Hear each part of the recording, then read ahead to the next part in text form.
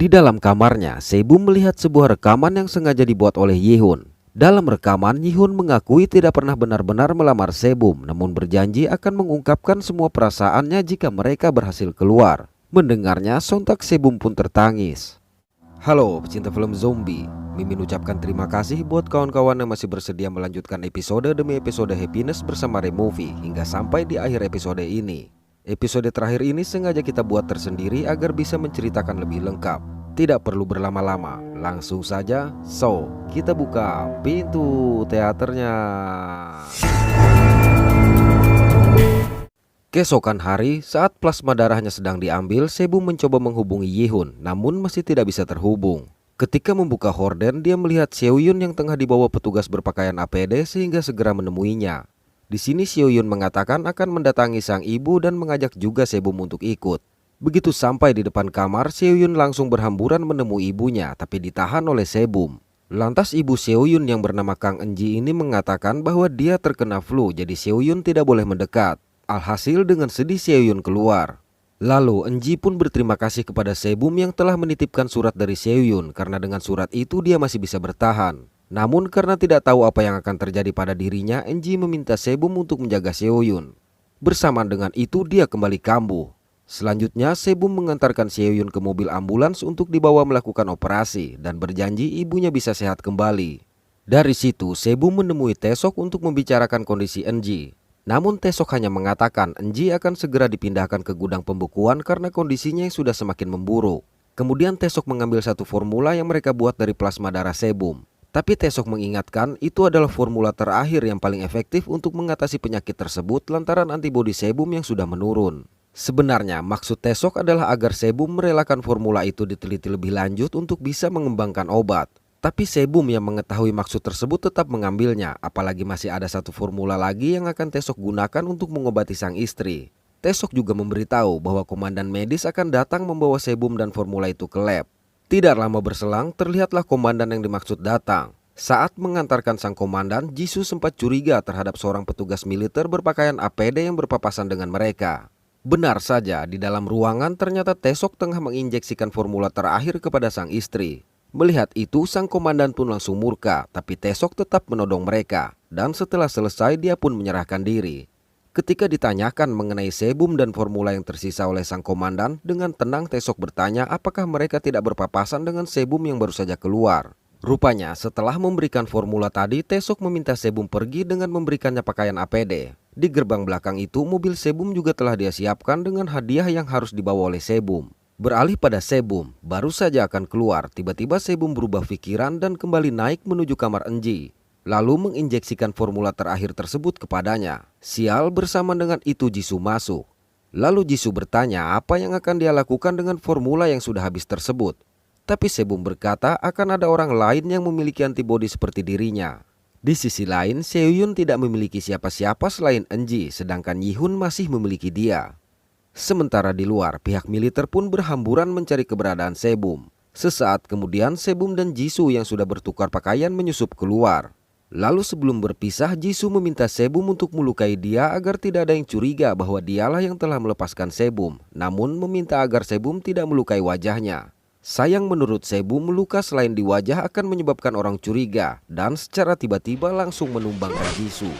Dari situ Sebum segera menuju mobilnya yang telah disiapkan oleh Taesok. Begitu di dalam mobil, Sebum menemukan buku akses otorisasi dan sebuah walkie-talkie. Rupanya barang-barang inilah yang dimaksudkan Taesok sebagai hadiah. Kembali ke dalam, sang komandan berkata dia bisa memaafkan tindakan Taesok yang memberikan satu formula kepada sang istri, namun melepaskan Sebum adalah kesalahan fatal.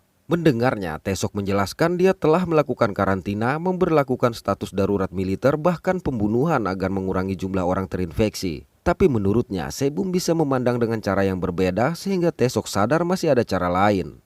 Beralih pada Sebum, sampai di depan gerbang karantina apartemen, dia langsung dihadang oleh para tentara yang berjaga. Tapi melihat buku akses otorisasi yang ditunjukkan oleh Sebum, tentara yang berjaga mengizinkannya masuk. Pada waktu yang sama di markas penelitian, sang komandan yang melihat Jisoo masuk dengan wajah lebam langsung marah. Meski telah mendengar kabar Sebum kabur menggunakan seragam milik Jisoo. Lantas Jisoo berasumsi Sebum berencana kabur ke luar negeri membawa formula tersebut, sehingga memberi saran agar mengeluarkan daftar pencarian orang untuk setiap bandara di Korea. Mendengarnya, Taesok yang tahu Jisoo hanya berbohong langsung tersenyum. Dan entah memiliki rencana apa, Taesok justru memberitahu bahwa Sebum kembali ke apartemen untuk mendatangi suaminya. Selain itu, menurut Taesok ada seseorang di apartemen tersebut yang memiliki antibodi yang tepat. Oleh karenanya, Taesok meminta wewenang penuh dan berjanji akan membawakan obatnya. Sementara di apartemen, Sebum yang melihat Yoon Kyung dan Sumin segera memanggil mereka agar membukakan pintu. Di dalam, Sebum langsung menanyakan keberadaan Yihun. Kemudian kita dibawa mundur ke 1 hari yang lalu. Setelah menginfeksi Andrew, Yihun mulai bergerak ke arah Yeonok yang juga sampai ke atap dan berdiri dengan ketakutan. Tapi ternyata secara perlahan Yihun kembali normal sehingga langsung meninggalkan Yeonok. Awalnya Yeonok berniat menggunakan kesempatan itu untuk menyerang Yihun. Namun sadar tidak mungkin menang dan kebetulan melihat senjata di tangan Andrew, maka dia berniat mengambilnya. Sayang tanpa diduga Andrew langsung menahan tangan Yeonok. Beralih pada Yoon Kyung. Baru saja keluar dari lift, secara tidak sengaja dia melihat Yihun yang berlumuran darah sedang berjalan. Kemudian setibanya di dalam apartemen, Yihun langsung terduduk. Begitu merebahkan diri, tiba-tiba Yihun melihat Sebum yang memanggilnya. Tapi sayang itu hanyalah halusinasi saja, karena sebenarnya yang datang adalah Yoon Kyung karena merasa khawatir dengan pendarahan yang Yihun alami. Menyadari itu bukanlah Sebum, maka dengan putus asa Yihun memohon diizinkan beristirahat. Di kamar apartemen lain, Ju Hyung yang sempat menenggak 1 pil Nex akhirnya siuman. Namun merasa dirinya yang tidak juga berubah, maka secara perlahan dia menenggak 1 pil Nex lagi. Tidak jauh dari tempatnya berada, Sang Hae dan Haesong masih sibuk mencoba membongkar arti dari tulisan tato Ju Hyung sampai tiba-tiba bel kembali berbunyi. Rupanya yang datang adalah Moon Hae dan bertujuan mencari Ju Hyung untuk mengobati luka Sekyu. Ketika mereka semua lengah, Ju Hyung menggunakan kesempatan tersebut untuk bangkit. Lalu setelah memberitahu bahwa Ju Hyung tidak ada, Sang Hae dan Haesong kembali menutup pintu. Naas secara mengejutkan Ju Hyung langsung menyerang Haesong. Melihat itu dengan panik keduanya bergegas kabur. Di depan pintu, alih-alih menyerang Moon Hae dan Sekyu, Ju Hyung justru terus mengejar Sang Hae dan Haesong yang akhirnya berhasil berlindung di dalam apartemen Haesong. Sesaat kemudian Moon Hae mendatangi Ju Hyung yang terlihat normal untuk meminta bantuan meskipun dalam keadaan takut. Sebenarnya ada yang aneh dengan Ju Hyung. Kalau diperhatikan, ketika melakukan serangan, suara dan mata Ju Hyung masih seperti orang normal, serta mengabaikan Moon Hae dan Sekyu yang ada di hadapannya, padahal para infected tidak pernah melepaskan orang normal. Beberapa jam berlalu, Yihun kembali siuman. Tepat di sisinya, Yoon Kyung dan Sumin tengah mengobrol. Di sini Sumin merasa yakin Yihun telah terinfeksi lantaran melihat pendarahan akibat luka tembak di lengan dan kaki Yihun sudah berhenti. Dia bahkan merasa mual mencium aroma darah Yihun, padahal seharusnya dia akan merasa sangat kehausan begitu melihat darah dan menurutnya tidak mungkin luka orang normal sembuh begitu cepat. Tapi sayang, Yoon Kyung justru menganggap kakaknya ini memang mengincar darahnya. Mendengar perdebatan mereka, Yihun pun bangkit. Lalu Yoon Kyung mengatakan dia telah berusaha mengobati luka Yihun dan terpaksa memakaikan Sumin helm karena khawatir akan kambuh melihat darah Yihun. Kemudian mereka menceritakan bahwa menurut berita kondisi di luar semua baik-baik saja. Sementara Sebum, Jungkook, Seohyun dan Borem telah berhasil keluar. Jadi artinya Taesok menepati janji kepada Sebum untuk menormalkan listrik dan jaringan di apartemen mereka. Mendengar itu, Yihun berniat keluar untuk mencari Andrew dan mengakui bahwa dirinya telah menggigit Andrew sehingga keduanya sempat terkejut. Menurut Yihun, seorang pembunuh yang terinfeksi jauh lebih berbahaya daripada para infected biasa, jadi Andrew harus segera ditangkap. Begitu sampai di atap, mereka hanya menemukan bekas darah Andrew dan stik baseball yang dibawa oleh Yeonok. Dikarenakan borgol di pintu yang masih utuh, maka Yihun berasumsi Andrew dan Yeonok turun melalui jalan yang sama. Di dalam apartemennya, Ju Hyung terlihat tengah memeriksa lukanya yang masih sangat sakit sembari menonton berita yang mengabarkan bahwa vaksin sedang diuji dan akan segera diberikan kepada para warga. Jadi untuk sementara apartemen mereka dan 1 panti jompo tetap dikarantina. Bagian ini menunjukkan bahwa Ju Hyung memang tidak terinfeksi karena seharusnya luka itu akan segera sembuh. Dan berita juga menjelaskan bahwa memang karantina tidak diberlakukan di semua tempat. Sesaat kemudian kelompok Yihun sampai di apartemen Ju Hyung. Ketika ditanyakan, Ju Hyung memberitahu bahwa dia telah menampung Sekyu yang terluka akibat ditikam Andrew, tapi tidak mengetahui keberadaan Andrew dan Yeonok. Sayang, meski Ju Hyung merasa telah berbuat baik, Yihun tetap akan memenjarakan dia. Mendengar itu, Ju Hyung pun menjelaskan bahwa dia telah diserang oleh Sang Hae dan Haesong sehingga menyarankan Yihun agar lebih baik mencari kedua orang tersebut terlebih dahulu. Tapi ternyata Haesong yang sudah mereka datangi mengatakan Ju Hyung telah menggigit dia. Alhasil Ju Hyung berkata dia menggigit Haesong lantaran terinfeksi setelah meminum pil Nex, jadi tidak bisa disalahkan begitu saja. Namun Yihun mengatakan bahwa Ju-hyung tidak terinfeksi karena sebagai infected dia hampir saja tidak bisa menahan keinginannya untuk menggigit Ju-hyung. Dan menurut Yihun tidak semua orang bisa terinfeksi.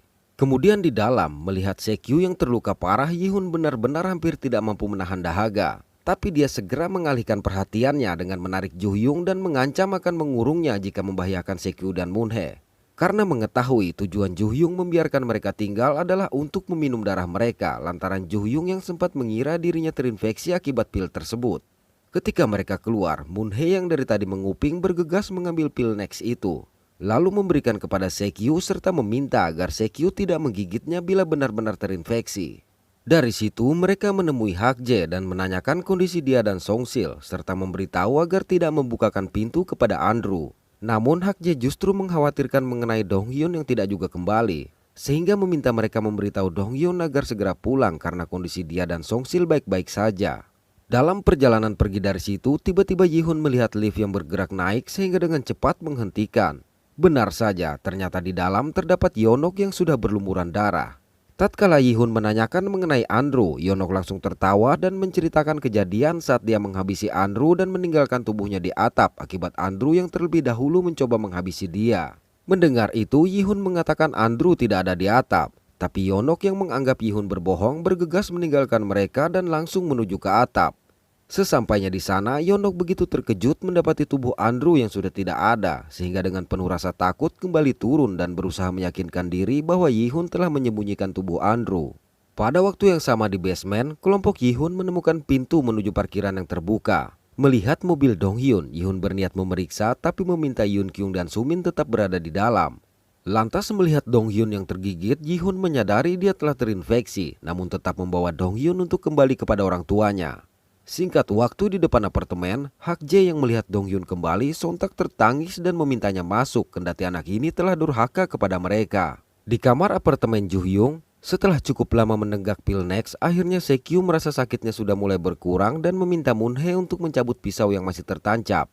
Manakala Moonhae akan mencabut pisau tersebut, Sekyu mengajak Moonhae untuk merebut apartemen milik Ju-hyung ini. Sesaat kemudian Moonhae keluar dan mengatakan pisau telah dia cabut. Mendengar itu, dengan khawatir Ju-hyung masuk dan mendapati tubuh Sekyu yang telah ditutupi kain. Sial, secara mengejutkan Sekyu langsung menyerangnya. Untung saja Ju-hyung masih bisa menyelamatkan diri. Dari situ, Ju-hyung memutuskan untuk menuju apartemen Haesong. Lalu dari monitor, dengan panik Ju-hyung berkata akan memberikan uangnya asalkan pintu dibuka. Tapi melihat tangan Ju-hyung yang berlumuran darah, Sang Hae segera menutup kembali pintu apartemen. Alhasil Ju-hyung menemui Yihun dan menceritakan apa yang dia alami. Parahnya, Moonhae bersandiwara bahwa Ju-hyung telah memberikan pil kepada Sekyu dan meminta agar Ju-hyung diusir. Tentu saja, Yihun yang sudah seringkali dipermainkan oleh Ju-hyung langsung percaya cerita tersebut sehingga harus mengurung Ju-hyung. Merasa tidak dapat berbuat apa-apa, Ju-hyung memohon agar paling tidak dia boleh membawa laptop.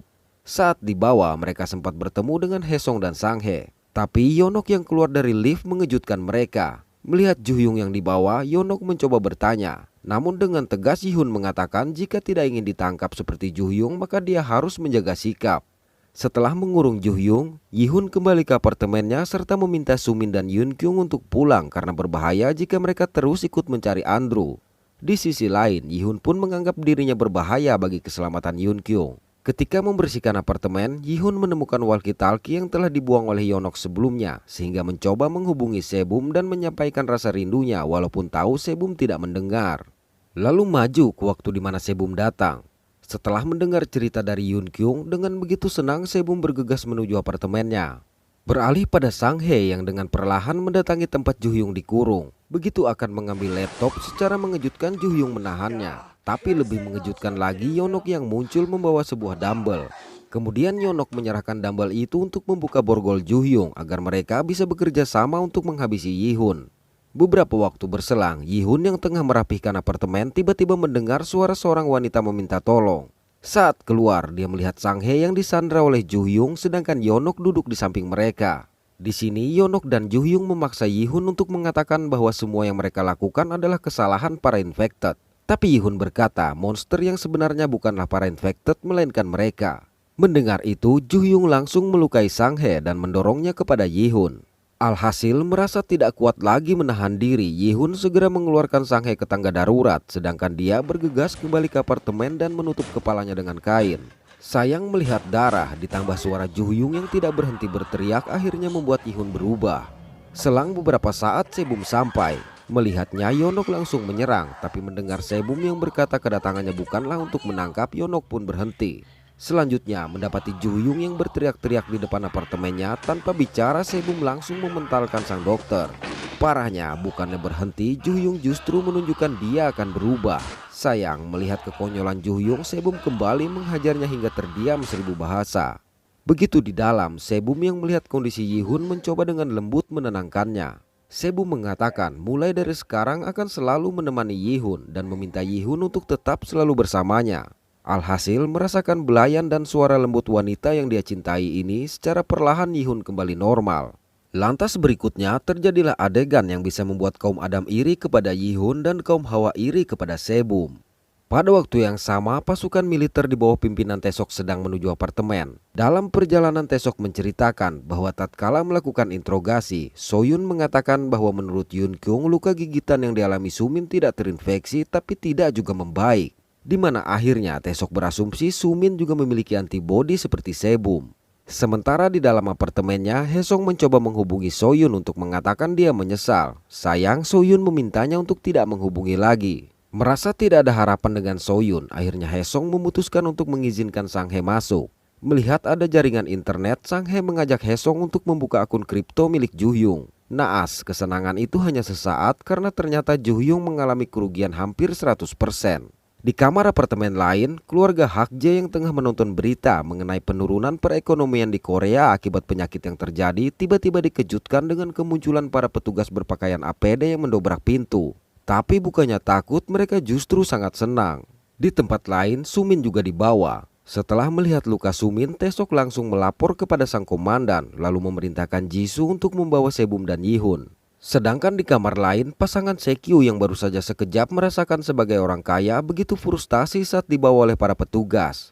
Di atap, setelah meminta Yonok dan Juhyung untuk tetap berada di sana, mereka berdua pun turun. Namun melihat tempat tubuh Sehun disembunyikan, Yihun dan Sebum berencana memindahkan ke apartemennya. Sial manakala Yihun membuka pintu apartemen Sehun tanpa diduga Andrew menodongnya.